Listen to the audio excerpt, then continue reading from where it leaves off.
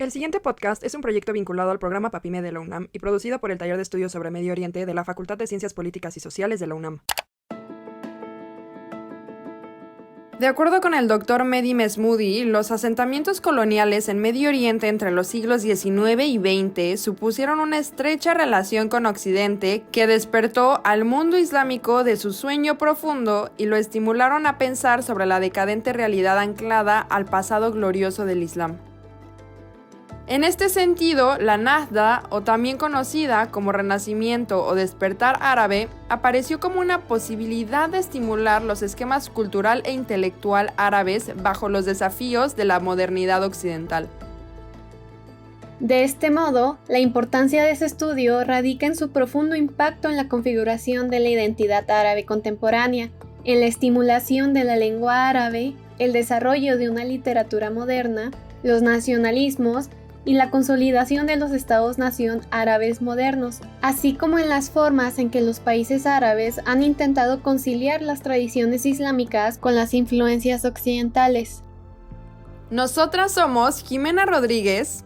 y Mónica Espinosa, egresadas de la carrera de Relaciones Internacionales y presentadoras de su podcast Las Relaciones Internacionales en Medio Oriente.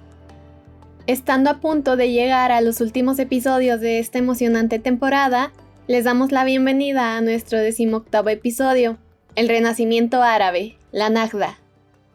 Comencemos. ¿Qué es la Nahda o Renacimiento Árabe? ¿Qué papel juega la lengua árabe en esta forma de pensamiento? ¿Quiénes son las figuras más representativas de este movimiento? ¿Qué complicaciones tiene en el seno de la práctica y entendimiento del Islam y cómo es su relación con las ideas occidentales y la tradición? Para responder esto, en nuestro penúltimo episodio nos acompaña Juan David Echeverri Tamayo, maestro en estudios en Relaciones Internacionales por la Facultad de Ciencias Políticas y Sociales de la UNAM, cuyos temas de estudio destacan la historiografía e identidad palestina, así como los procesos de formación de los estados modernos en Medio Oriente. Bienvenido, maestro. ¿Cómo se encuentra el día de hoy? Buenas tardes, muchísimas gracias por la invitación. También agradezco muchísimo a la compañera Mónica Espinosa, a la compañera Jimena Rodríguez, al doctor Moisés Garduño y en general a todos los organizadores porque me parece bastante interesante estos medios de divulgación para que llegue a públicos mucho más amplios. Muchas gracias a usted por haber aceptado nuestra invitación. Estamos muy contentas de que nos acompañe el día de hoy. Maestro, si nos permite, nos gustaría partir cuestionando qué es la Nahda o el Renacimiento Árabe y cuál es el contexto que impulsa este movimiento de revolución intelectual y cultural. Este tema de las Nahda es un tema bastante importante porque toca diferentes aristas. Vamos a ver que va a ser una renovación de cuestiones de muchas variables, en donde vamos a tener desde lo artístico, lo literario, vamos a tener lo político, lo religioso, vamos a tener también las relaciones incluso entre diferentes espacios de la sociedad, tanto del Imperio Otomano como de las mismas sociedades árabes. Vamos a tener también cambios en la identidad, vamos a tener influencias desde el exterior, vamos a tener influencias del colonialismo europeo que también va a influir directamente dentro de las sociedades árabes y dentro de la sociedad como tal otomana, que va a llevar precisamente entonces a que los árabes busquen alternativas frente a lo que está sucediendo. Entonces, primero decir de dónde viene el término Nahda. Nahda se puede traducir algo así como renacimiento o como despertar, y eso es una referencia muy importante porque entonces nos va a hablar de que se está generando toda una renovación tanto de las artes, de la identidad de estos pueblos como el pensamiento mismo, muchas veces bajo esa influencia de Occidente que en la segunda mitad del siglo XIX y en principios del siglo XX está llegando con toda esta fuerza abrumadora de, por ejemplo, esta superioridad militar que va a tener Occidente en todo este periodo para cambiar el status quo que estaba dentro de la región. Vamos a ver que el movimiento va a empezar directamente en lo que es Egipto y ahí se va a ir, digamos, dispersando por todo el mundo árabe. Vamos a tener que también Líbano y Siria van a tener un papel preponderante y así sucesivamente cada territorio va a tener sus propios integrantes y va a tener sus propios puntos de referencia y aportes a lo que es la Nahda. Entonces, el primer periodo de la NACDA empezó en 1882 y fue hasta 1905, aunque sus ecos se pueden ver hasta el presente. Vamos a ver que incluso al día de hoy muchos de los movimientos políticos y religiosos dentro del mundo árabe y dentro del mundo musulmán tienen como punto de referencia a la NACDA, incluso la referencian dentro de sus nombres, pero vamos a tener que, por ejemplo, frente a lo que sería el Renacimiento europeo, la NACDA no busca tanto como una vuelta a ese pasado clásico, sino que al contrario muchas veces ve en ese pasado clásico ciertas restricciones a la imaginación, a la creatividad que se está implementando en el momento. Sin embargo, estas referencias a lo clásico también van a ser constantes y por eso vamos a ver constantes tensiones también entre el pasado, la modernidad y el futuro entre estas comunidades musulmanas y entre estas comunidades árabes como tal. Entonces, como para poner un precedente como más palpable que podamos tener para ver esos orígenes de la NACTA, vamos a ver entonces, por ejemplo, la invasión de Napoleón Bonaparte de 1798 a Egipto, en donde esto va a dejar claro que el Imperio Otomano tiene cierta debilidad a la hora de enfrentarse precisamente a estas potencias europeas que están buscando expandir sus intereses dentro de los territorios otomanos, pero también vamos a ver que para el momento la misma relación entre árabes y otomanos ya está cambiando de manera bastante drástica en la medida que Egipto es un caso muy particular más allá de la invasión de Napoleón y que va a tener una gran autonomía dentro del imperio incluso antes de esta venida de Napoleón, aunque eso lo vamos a tratar un poco más adelante. Entonces esta invasión de Napoleón va a llevar a los árabes a un contacto bastante importante con avances técnicos y culturales europeos que para el momento eran bastante innovadores dentro de los territorios, que también, digamos, dieron la idea a estos árabes de que si no se hacía algo para adaptar a Egipto a estas nuevas exigencias que se estaban viniendo desde el extranjero, pues mucha de su independencia podía quedar socavada frente a esa superioridad militar europea. Entonces, la expedición militar de Napoleón no solamente va a tener una vertiente militar, sino que también va a tener una vertiente científica. Y aunque en estos momentos no podemos ver simplemente la ciencia como un factor neutro o un factor que no lo utilizado políticamente, pues Napoleón precisamente utilizaba esa expedición científica para sus propios intereses políticos y para el interés francés del colonialismo, pues también dio a los egipcios del momento una idea de varias innovaciones, como por ejemplo pueden ser la prensa, que va a llegar por primera vez en Egipto en este periodo. Esto va a hacer entonces que la NACTA haga un hincapié completo, constante, en la necesidad de una reforma y una rehabilitación de las sociedades árabes frente a la superioridad militar europeo y al estancamiento del Imperio Otomano tardío, que ya estaba empezando en una decadencia completamente visible. Esto nos lleva entonces a ver que a finales del siglo XVIII y principios del siglo XIX el Imperio Otomano ya estaba como en esa fase de esa decadencia. Incluso vamos a ver la famosa frase del enfermo de Europa, que cada vez impulsaba más acciones militares y más presiones económicas sobre el imperio. Recordemos los tratados desiguales y demás que Europa hacía firmar al Imperio Otomano en esas condiciones de debilidad. El mismo Imperio Otomano va a tratar de implementar sus propias reformas, pero que ya para el momento estaba frente a una presión enorme. Recordemos también que había perdido territorios muy importantes, que ya estaban, digamos, totalmente perdidos en los Balcanes, en donde, por ejemplo, vamos a ver que Grecia y otros pueblos dentro de esos territorios ya se habían alzado, y para el momento vamos a tener que Egipto formaba parte casi que nominal del Imperio Otomano, pero a efectos prácticos tenía un alto grado de autonomía, que la invasión de Napoleón solamente quiso reforzar esa autonomía. Entonces, eso llevó a que, aunque los franceses fueron expulsados en 1801, ya dentro de Egipto quedara como una conciencia de esos deseos de modernización, de ese deseo de reformas y de alguna manera de aplacar un poco ese avance europeo a través de estas reformas y de la modernización completa de lo que sería la administración egipcia. Entonces, vamos a ver que Mehmed Ali, que va a controlar Egipto hasta 1952, la dinastía que él formó, va a implementar una serie de ambiciosos programas de modernización en donde se van a implementar reformas militares. Vamos a ver que entonces va a crear un ejército moderno basado en el modelo europeo, una educación y una cultura completamente renovada, en donde van a enviar misiones de estudiantes a Europa para que aprendan ciencias, tecnología, administración. También se van a introducir reformas económicas, donde se van a introducir en Egipto, por ejemplo, cultivos como el algodón, se va a fomentar la industrialización y también se va a tratar de cambiar la administración pública para centralizar el poder y fortalecer el Estado egipcio frente no solamente a los europeos, sino a la influencia otomana. Entonces, esto no va a pasar desapercibido para los otomanos, que ya, como les dije, durante los siglos XIX y XX habían sufrido diferentes levantamientos de comunidades cristianas bajo su dominio. Vamos a tener a los serbios, a los griegos, a los búlgaros, a los rumanos, que buscaron su independencia en su momento y que con ideas como el nacionalismo romántico del siglo XIX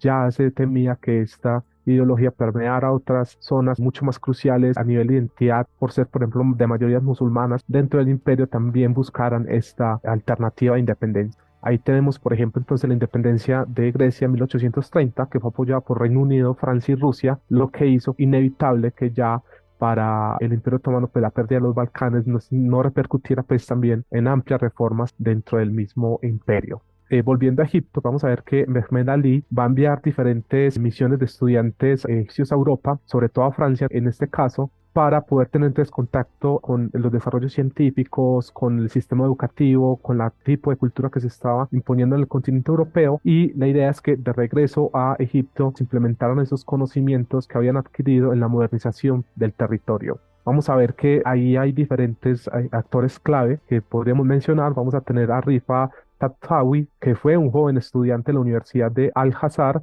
que entonces iría en una de las primeras misiones a Europa en 1826 y que de regreso publicó una obra sobre su vida cotidiana en Francia, fundó una de las primeras gacetas de Medio Oriente y esta va a servir de modelo para otros periódicos árabes de la época. Esta persona también se centró, por ejemplo, en la creación de una escuela de traducción, donde se van a producir más o menos 200 traducciones de obras científicas de corte europeo, pero esto va a ser muy importante porque aquí en el fenómeno de la traducción vamos a tener algo interesante en la Nagda, y es que muchas veces nosotros cuando vemos muchos de esos autores que tratan de introducir estos nuevos conocimientos, pensamos que de alguna manera hicieron un copie y pegue de las ideas, pero vamos a ver que mucha de la tarea de estos autores va a ser precisamente adaptar estas ideas a un nuevo lenguaje que pueda ser, digamos, entendido por las masas, por las personas y que puedan repercutir en cambios sociales, políticos, económicos y demás. También vamos a ver que se van a fundar instituciones educativas como la Escuela Nacional en Beirut en 1863, que va a ser la primera escuela secular del mundo árabe. Se van a fundar periódicos importantes como Al-Hinan, que también, digamos, se van a producir diccionarios de árabe, se van a producir enciclopedias, trayendo toda esta forma de conocimiento europeo. En la ciudad de Beirut también se va a fundar en 1881 la Universidad de San José de Beirut por los jesuitas precisamente, y la Universidad Americana en 1886.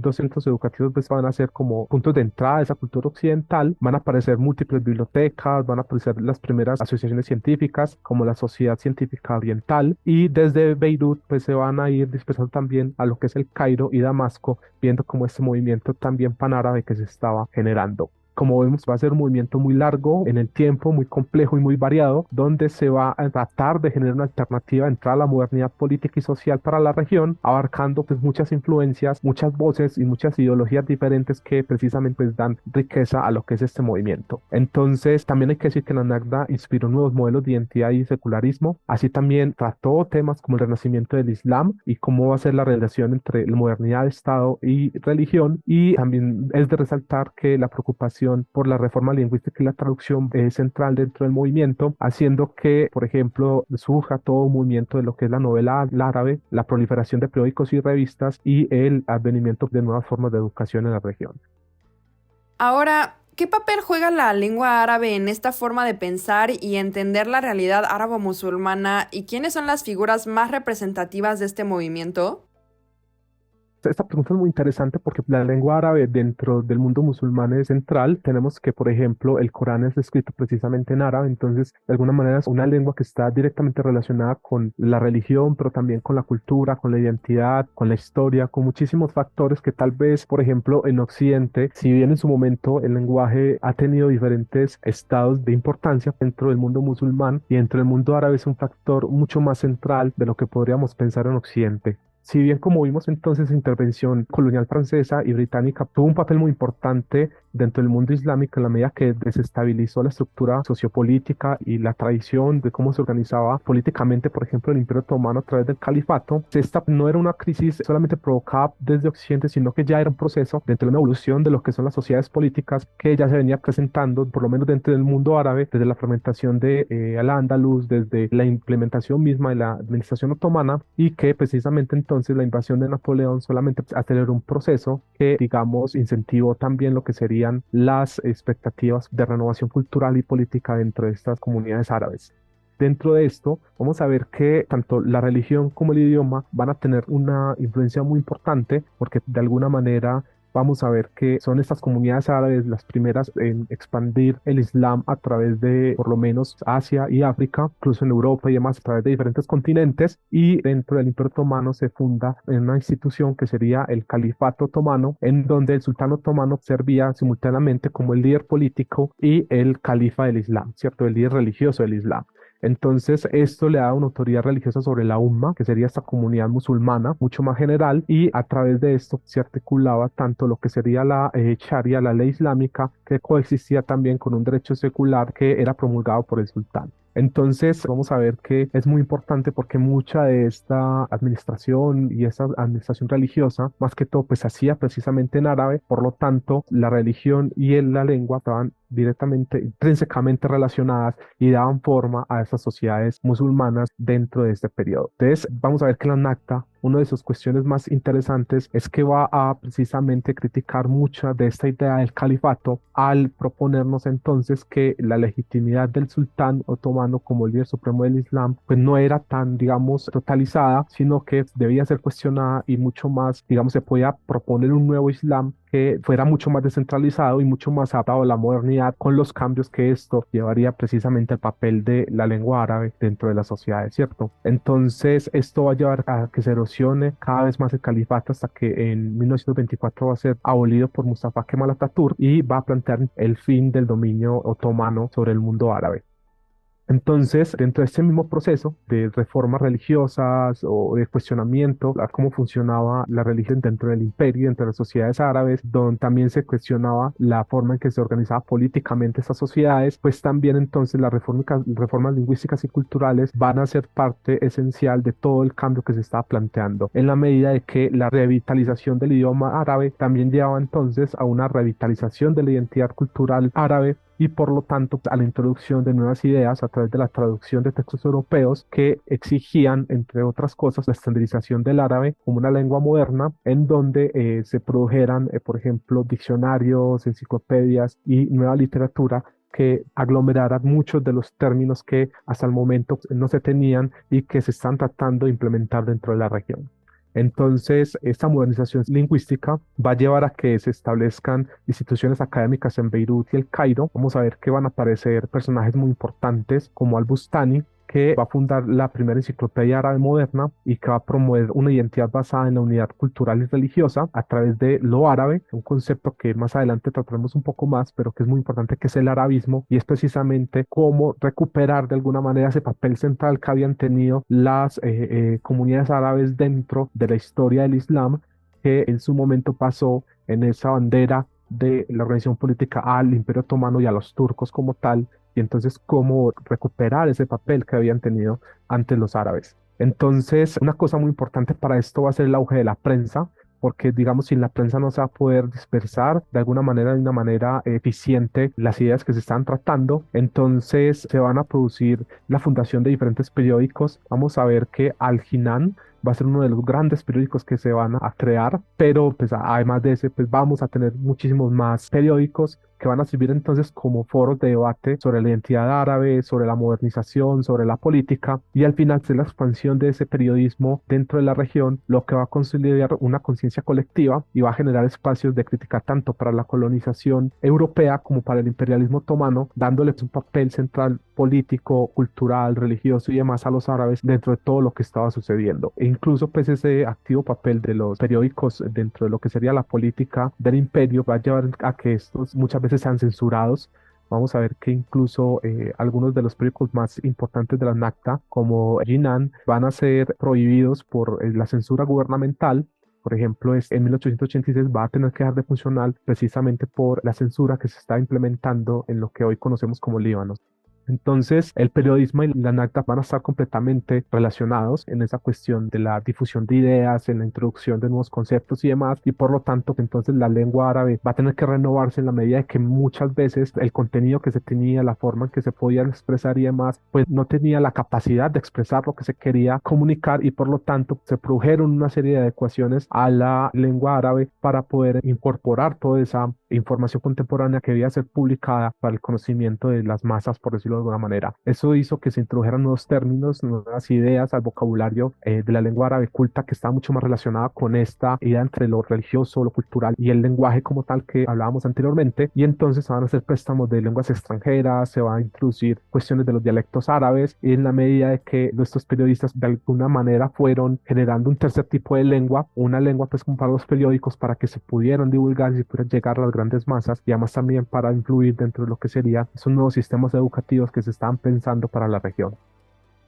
A modo de ir cerrando esta conversación, ¿qué implicaciones tiene este movimiento en la práctica y en el entendimiento del Islam y en las formas de organización de la comunidad musulmana? Además, ¿cuál es el tono que entabla con las ideas occidentales y la llamada tradición?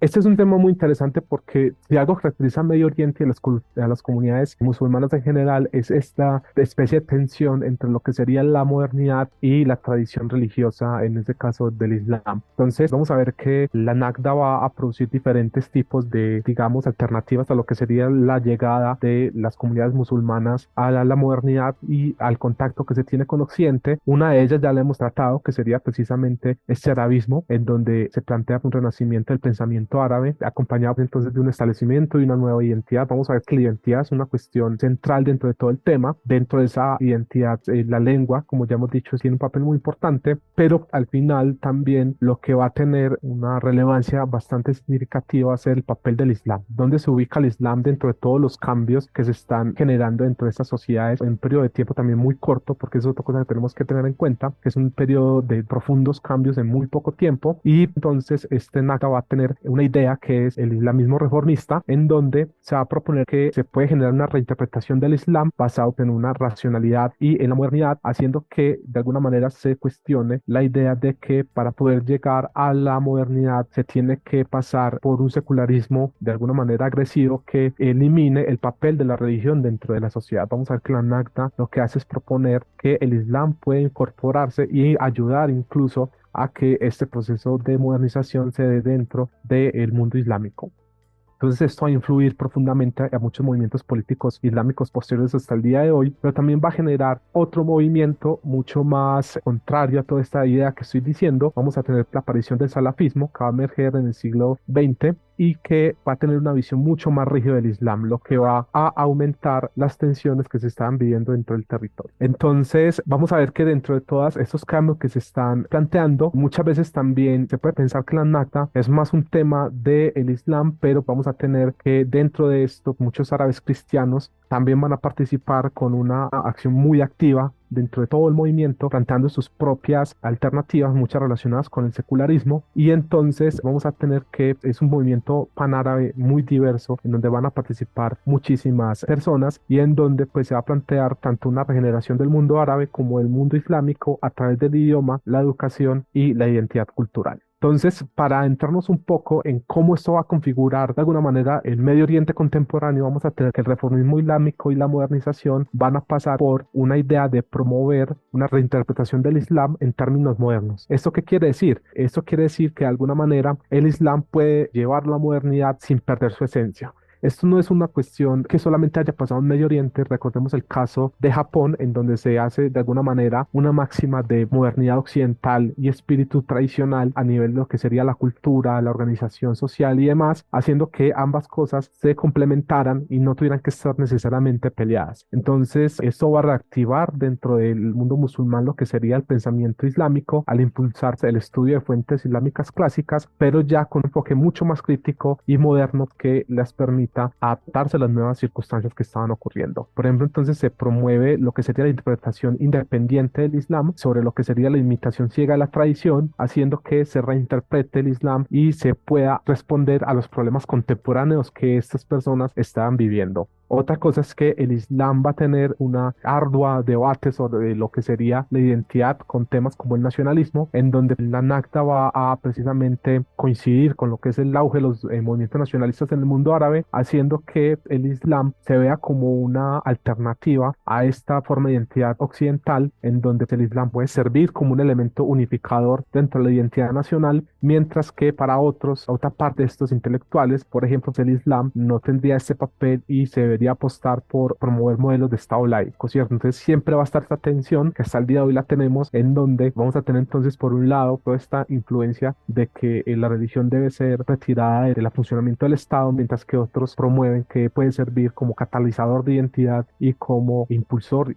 de la modernidad. Entonces, el tema de Islam y nacionalismo va a ser un debate clave tanto para los políticos y los intelectuales y demás de la época como para los del mundo musulmán moderno. Y entonces vamos a ver que ese reformismo islámico va a servir de base para el surgimiento de movimientos totalmente determinantes al día de hoy, como van a ser los hermanos musulmanes en Egipto en 1928, que van a combinar el Islam con una visión política moderna, pero también